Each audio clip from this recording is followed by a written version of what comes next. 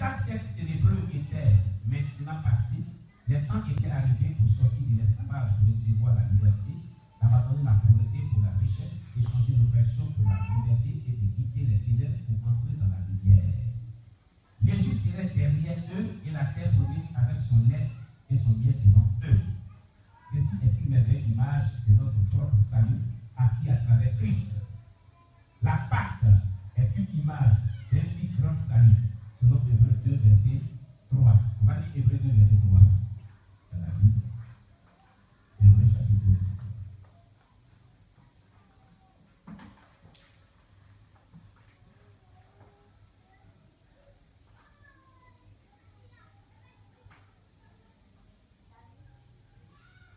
Hébreux chapitre 2, verset 3 nous dit: comment échapperons-nous en négligeant un si grand salut qui, annoncé d'abord par le Seigneur, nous a été conclué par ceux qui l'ont entendu?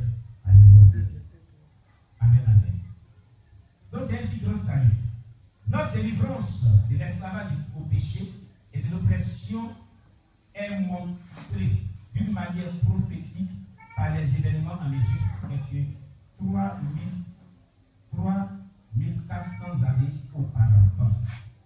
Le pharaon portait une couronne dont le devant était paré d'un cobra. Le serpent était le symbole de Satan. Genèse chapitre 3, verset 1 à 14. Apocalypse 12, verset 9.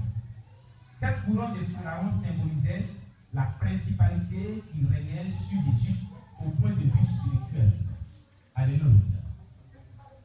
Le temps de Dieu était arrivé pour se servir de Moïse, pour les faire sortir et dessous cette domination satanique pour entrer dans le juste royaume de Dieu.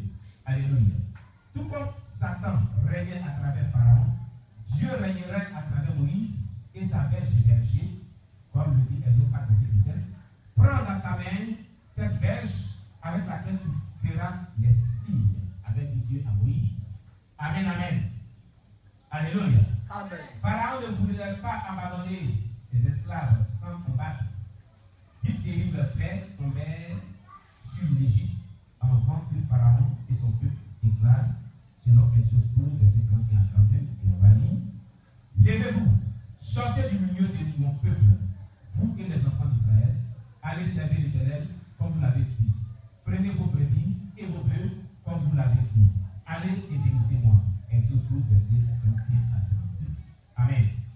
Dieu dit à Moïse que la dernière plaie serait la destruction et la mort de tous les premiers-nés parmi les hommes et les bêtes pour sauver ses enfants. Dieu fit un plan qui nous permettait de passer par-dessus eux, et c'était aussi l'institution de la Pâque. Alléluia. Ce mois-ci sera pour vous le premier de mois.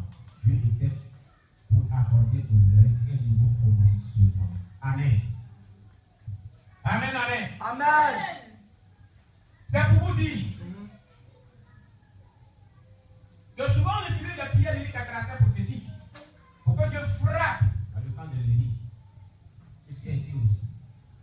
Dieu a frappé les premiers-nés parce qu'il ne voulait pas laisser le peuple partir. Donc quand on utilise les prières lyriques, on dit: Seigneur, s'il ne veut pas se convertir, s'il tape dans les poitrines, il ne veut pas nous laisser, alors frappe-les de ton jugement.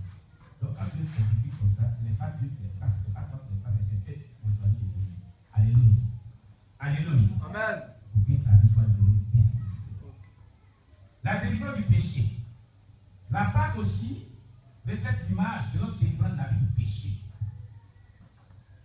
Amen, amen. Tout comme la Pâque était la conclusion de l'esclavage, des peines et de la pauvreté pour les enfants d'Israël, quand nous prenons notre agneau pascal, Christ, nous obtenons un nouveau commencement. 2 Corinthiens 5, verset 17. On parle de la Bible, 2 Corinthiens chapitre 7, verset 17, et on dit 2 Corinthiens chapitre 5, verset 17. Il est dit: si quelqu'un est en Christ, il est une nouvelle créature. Les choses anciennes sont passées, voici toutes choses sont devenues nouvelles. Ça veut dire quoi? Quand tu acceptes Jésus-Christ, que tu es en Jésus véritablement, tu deviens une nouvelle créature, tu viens de nouveau. La vie païenne, elle est passée. Donc tu ne vis plus dans le péché, tu vis dans la sanctification. Amen, amen. Tu te consacres à Dieu. Amen, amen.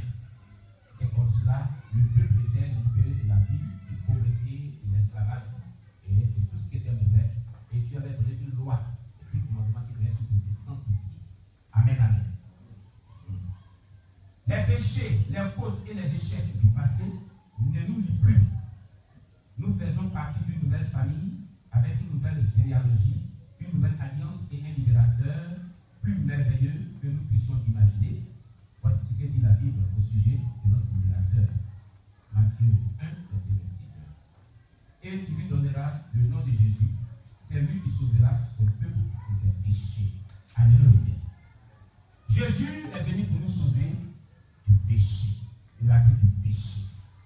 Mais cette vie d'être sauvé du péché sera réelle dans ta vie, de par ton engagement sincère et véritable par la foi que tu mets en Jésus-Christ et pour vivre la vie chrétienne. Ta détermination à te conformer à sa parole et à marcher selon le Saint-Esprit. Amen. Amen, amen. Amen. La délivrance de Moïse était merveilleuse. Il sauva de l'esclavage et des liens. Le salut de Jésus est encore plus merveilleux. Il sauve du péché et de son châtiment. Nous commençons une vie nouvelle avec un nouveau commencement quand nous venons à Christ. Alléluia. Il déploie sa puissance pour nous libérer de la vie du péché, pour nous libérer des démons et nous donner une nouvelle vie. Amen, amen. Alléluia. Voilà. Gloire à Jésus-Christ. Le salut de la famille. Le salut de la famille. Gloire à Jésus. Parlez, sinon Exode 12, verset 3, il dit, parlez à toute l'assemblée d'Israël et dites, le 10e jour de ce mois, on prendra un agneau pour chaque famille, un agneau pour chaque maison.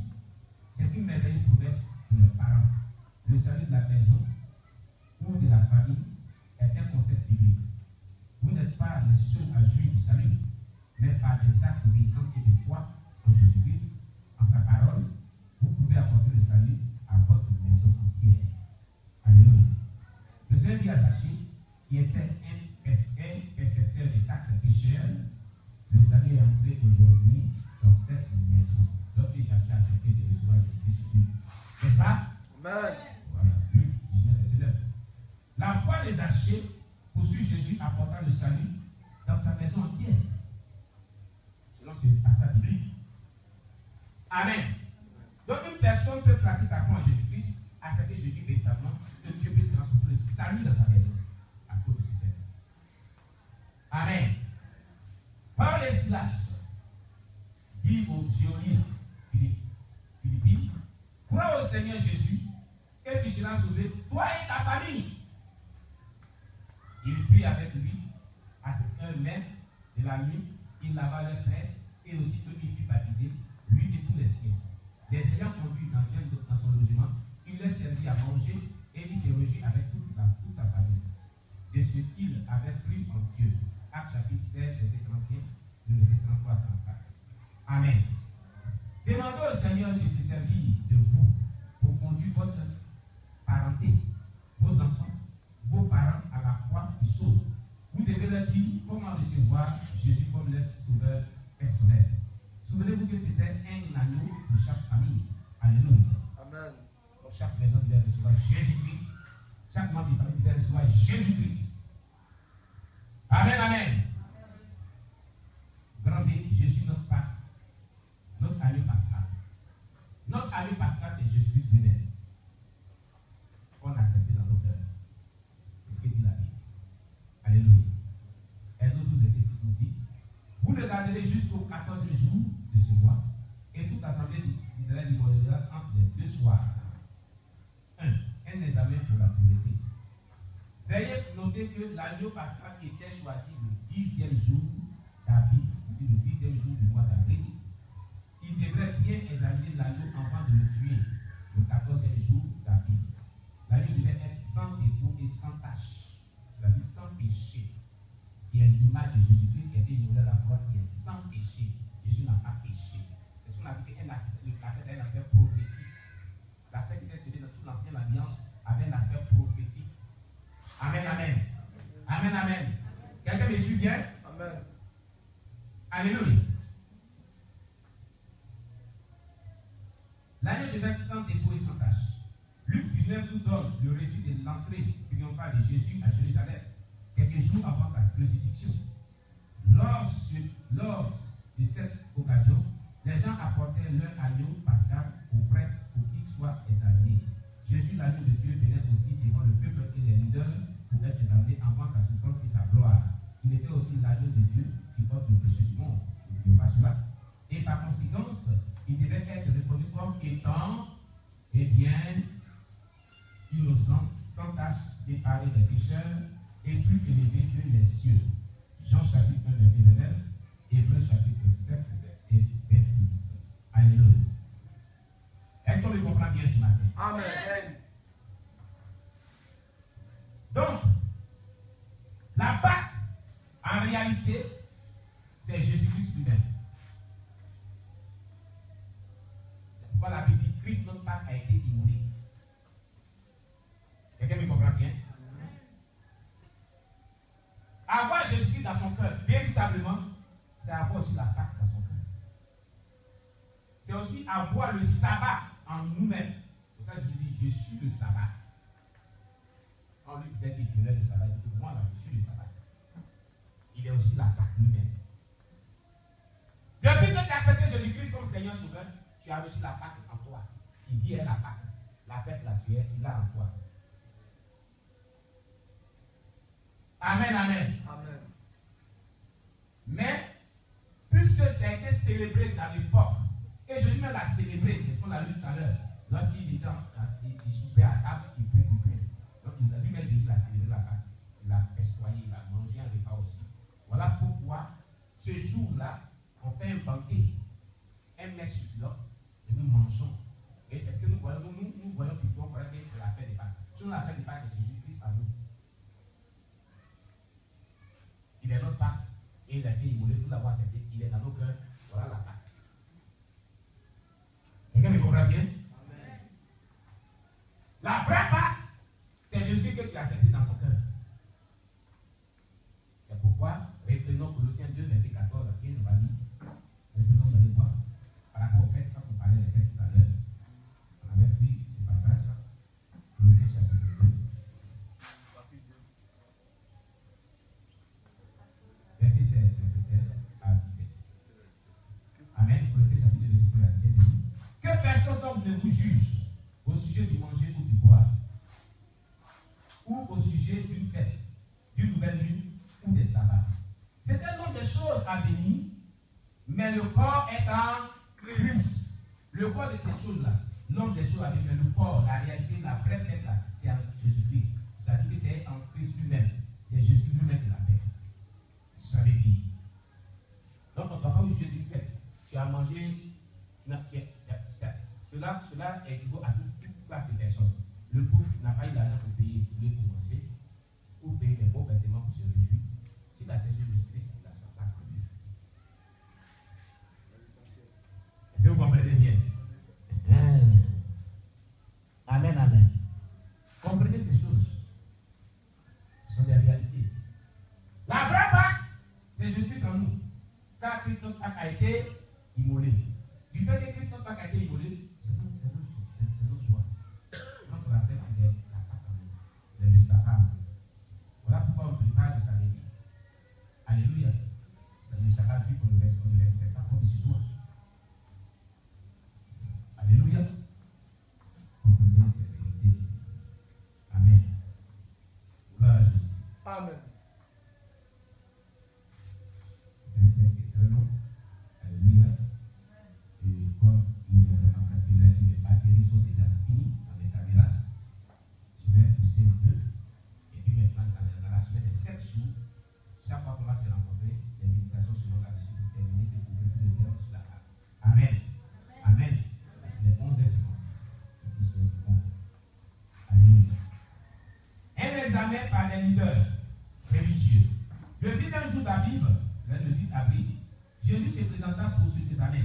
Ceci est clair quand nous lisons Matthieu 22, verset 15 à 46.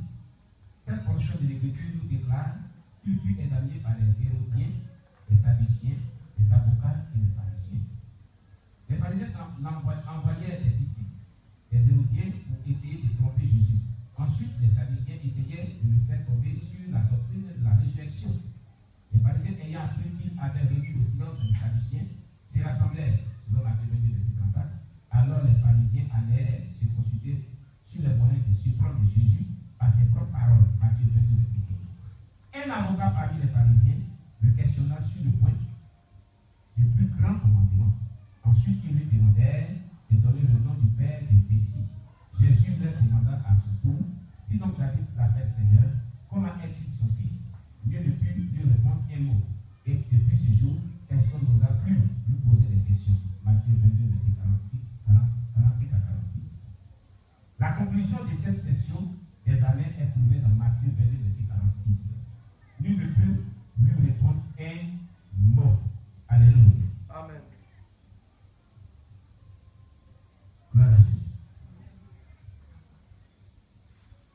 désarmés, et puis venir désarmer par les autorités civiles.